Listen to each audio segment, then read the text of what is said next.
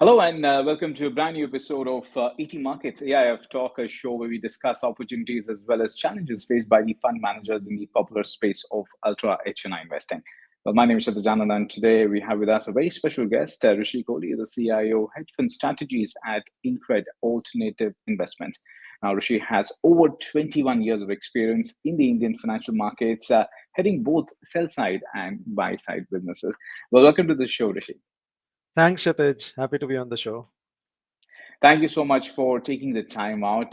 Before we discuss something on AIF, let me get your perspective on the markets as well, Rishi. We've seen a lot of action on D Street, especially in the month of May, amid tariff or geopolitical situation between India and Pakistan.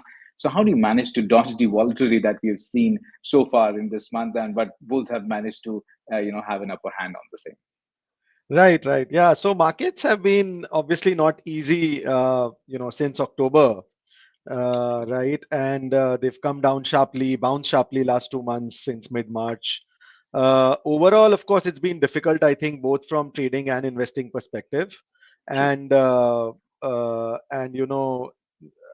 it's still not fully certain, but when you Mm. combine a couple of things, then you get more clarity, right? So both from a fundamental and a sort of a technical perspective, Mhm. since I run quant models and systematic models, so that's what we Mhm. try to do.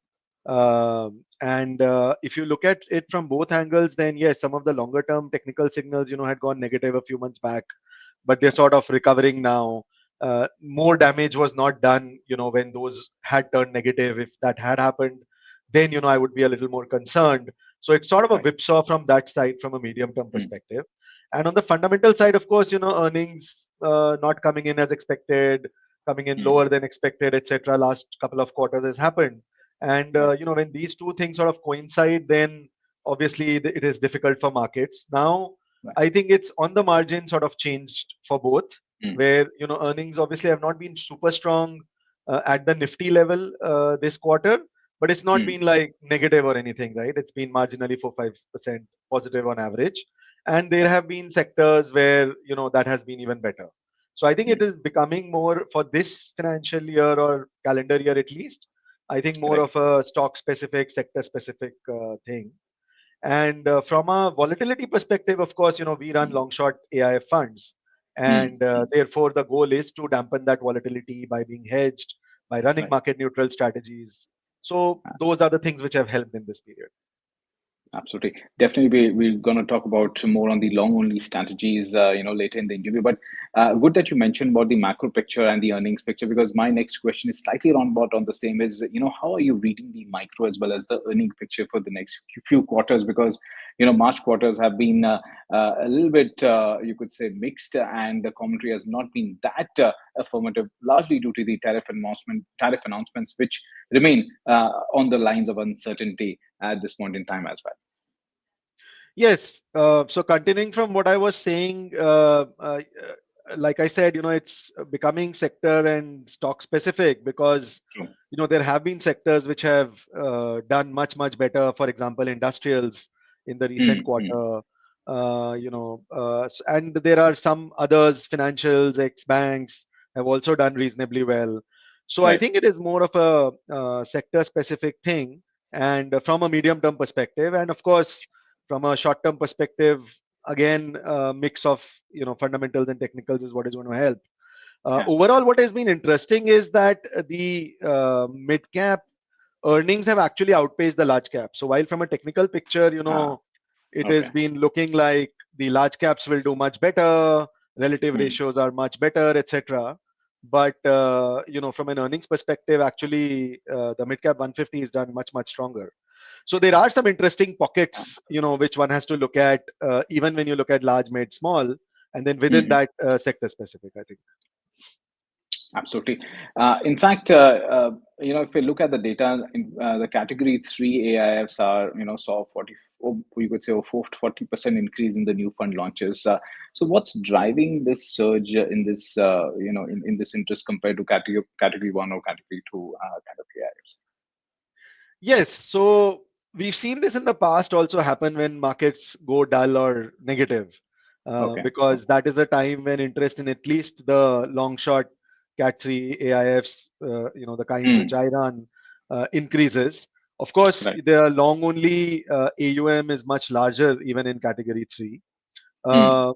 But of course, there are very different and customized strategies also sometimes, and therefore Sure. that interest is also better because till a year or two back, in fact, there was this phase over a trailing 2 3 year period Mm. where active managers were not really delivering alpha, right? But if there Okay. is that alpha, then long only allocations to those AIFs and PMSs increased. So I think some of Mm. the Mm. good AIF managers on the long only side got AUM flows because of that. And in the Right. recent few 6 months, I think on the long short side, we've seen more interest emerging just Mm. because markets have come down. Because when markets are going one way up and equities is giving you easy money, then the interest to look at alternative strategies Right. wears down a little bit. So that has increased because of that reason. Absolutely. In fact, I would want to touch upon that point about the long short strategies because long only strategies still dominate the category three AIFs, and long short strategies are gaining ground, as you rightly pointed out. So, what factors are sort of contributing to this shift? Is this because of the the alpha creation by the fund managers and going you could say when the going is smooth, then everybody's making money, but that's why not a lot of people are looking at the alternates at that point in time. But yes, when the going gets tough, the tough gets going. Correct, correct, absolutely. So long short, AIFs have been seeing interest, and I mean that's a trend here to stay. Mm. Obviously, helped in the near term by the way the markets have been. Okay. Also, a lot of SEBI, regulatory changes are happening as we speak, and Mm. discussions about gross exposures, how those are calculated. We have a 200% Mm. cap on the leverage limits even for long short AIFs, but the Right. industry has been asking for an increase in that or a better way to sort of calculate that because right now it's Mm. just notional exposures that have been taken. So SEBI recently, for example, came out saying that delta adjusted exposures is how they will look at it, which Sure. basically means that if your very low net exposures are market neutral, like the long short Mm. funds, at least on the absolute return side, are, then you'll Mm. get a Mm. little more room to have exposures or add strategies. So Right. there, the beauty on the absolute return, sort of fixed income plus risk return objective, as different players call it. What is Mm. Mm. interesting is that you're targeting 12, 13, 14, 15%. That return range. Mm. The drawback is that we still get fully taxed at the fund level because it's largely Okay. derivative, so you get full 39% taxed at the fund Right. level, and what investors Mm. get is post-tax returns, but they Mm. can't really adjust that in whatever other taxation or other investments they may have, and therefore Sure. even when you get 12, 13, 14%, Mm. post fee post tax it becomes like 7 to 8%, right, on Okay. the higher side. Mm. Mm. So while it's still better than all the liquid alternatives, right, compared to Mm. liquid funds, FDs, bond funds, etc., and that's where the flows come because also what has happened is, interest rates coming down. Mm. Obviously, a lot of these products also are giving lower returns. Mm. So that and arbitrage funds, which have Okay. in between for 1.5 years been super strong returns, and Mm. since that has also started tapering off, so again that brings more interest to these kind of absolute return funds. We've seen it in the past also. So that has a Absolutely. direct correlation to those two things. Then there is Mm. a smaller category which is a long short fund but long biased, right? Which is equity biased. There are equity plus, equity minus funds, which say Mm. that we'll deliver that equity kind of return with much lower risk, Okay. or at least with some hedge or protection. Mm. So there again, given the way the markets have come down, right? If you have a tail risk protection, or if you have dampening that volatility, but still managing to get some alpha, I think then obviously it's amazing for any investor because most of us, even when we are investing in equities, will have say 5 mutual funds at least, if not more, Mm. apart from your own stock portfolio or whatever. And Right. a lot of that is correlated, right? They'll all move up and down together. So to Mm. reallocate 10-20% from there to something which doesn't move similarly to the rest of your portfolio but still gives you equity returns, Mm. becomes very attractive for the investor. So that's a smaller Right. category. Not too many funds have done well. Not too many funds have a very long track record. Mm. So investors do take it with a slight bit of skepticism, pinch of salt. But I think there are some funds, which have started doing well in that space and showing the Right. continuity in track record. So obviously that can be a big segment going forward, I think. And we also have a fund in that space which launched last year, so it's just been 10, 11 months. but we have very high expectations from it in the future. Absolutely. And in fact, in the last, you could say 12 to 18 months, we've saw a lot of products getting launched, both from the mutual fund side and the AIF category. And do you see investor awareness and appetite increasing for more complex long short structures within the AIF space as well? Yes, so a couple of things are happening on the investor side. I think long short AIF side, definitely for the couple of reasons I mentioned. If you're looking at absolute return, you're getting better Mm-hmm. than any other liquid instrument returns with the True. same risk. Equity side, equity long short, obviously equity or equity better than that returns with lower risk. So it makes Mm-hmm. sense for investors to take interest. The issue is obviously investor awareness education, right? Because it flows down through the distribution and advisory channels. And there, Mm-hmm. of course, looking at simple equity fixed income and mutual fund products is much easier. So Right, right. there are some firms which have taken the lead, trying to understand in more detail. But so Mm-hmm. I think it's an initial phase. Over the next 2-3 years, I think there'll be a Sure. lot more education and awareness in that distribution and advisor segment, and that will Mm-hmm. naturally flow through to the end investor. And To begin investor. with, of course, some initial advisors and some of the larger family offices, have Mm-hmm. been over the last 2-3 years, I think, going deeper and understanding better. So those are obviously the initial people who have increased allocations to the space. The other interesting thing, more from a quant perspective, is that of course on the long only mutual fund side, Uh-huh. passives as well as active on the factors and other things, that interest has also started increasing a lot, which also means that Okay. investor awareness education has to increase even around that space.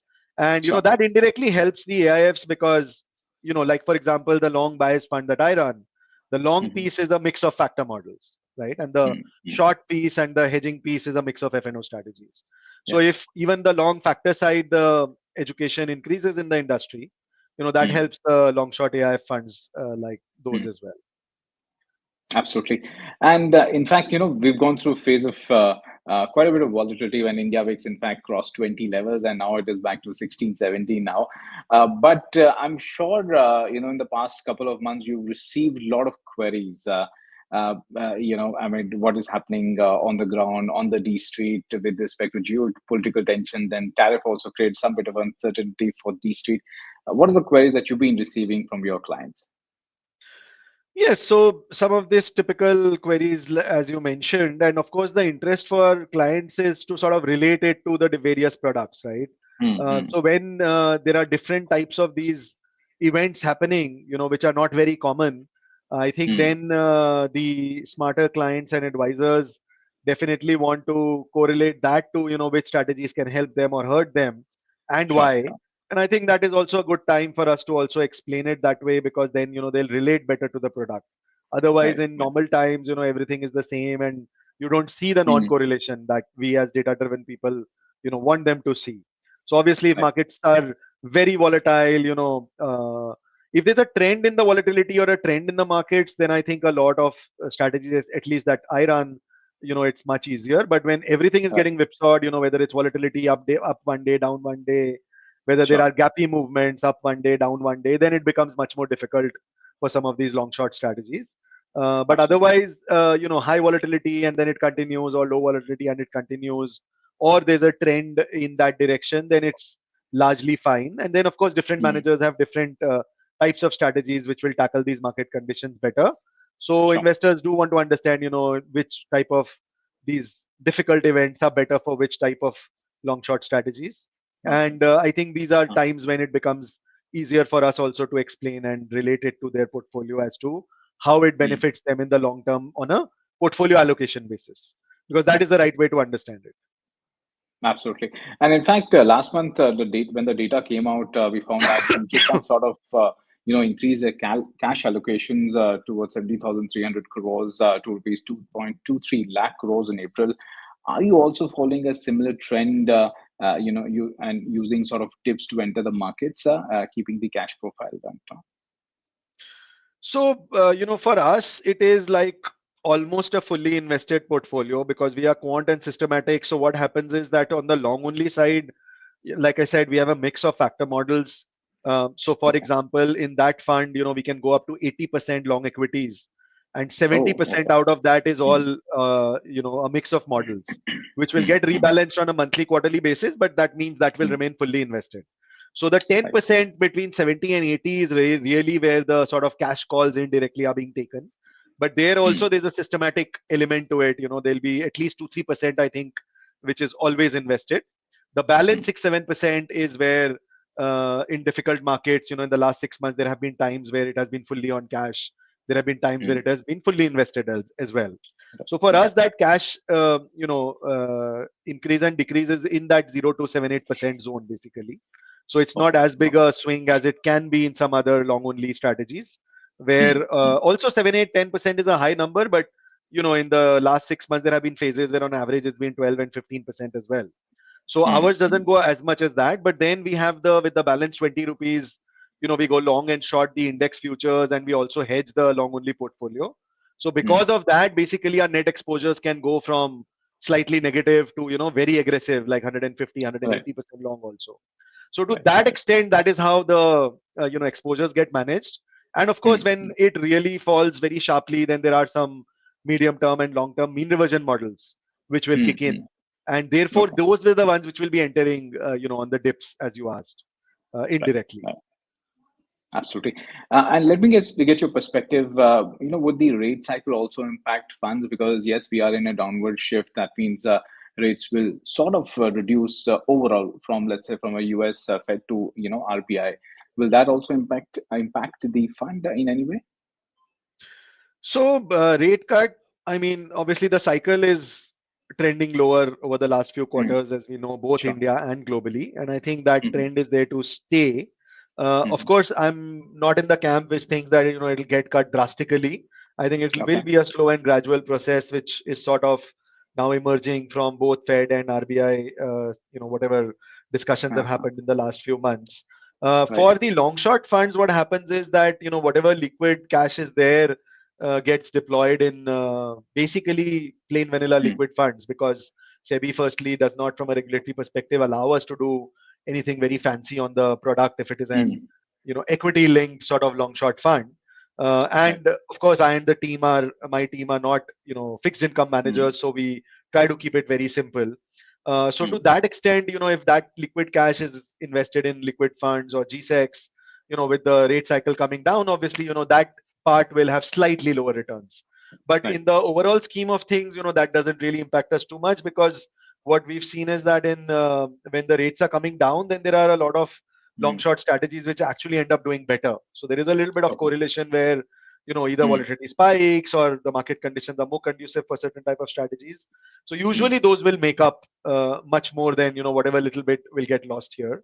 And on the mm. long bias, long short side, of course, it doesn't make any difference at all to us.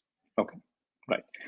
Earlier in the conversation, you did mention that you did mention something on the mid caps and how earnings have mid caps little bit more stable than the large cap space. So, how are you playing, or how are you looking at the small and mid cap picture at this point in time?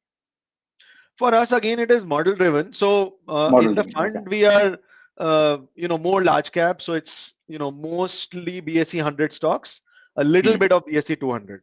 So 100 to okay. 200, that is where some of the larger mid caps sort of start coming in.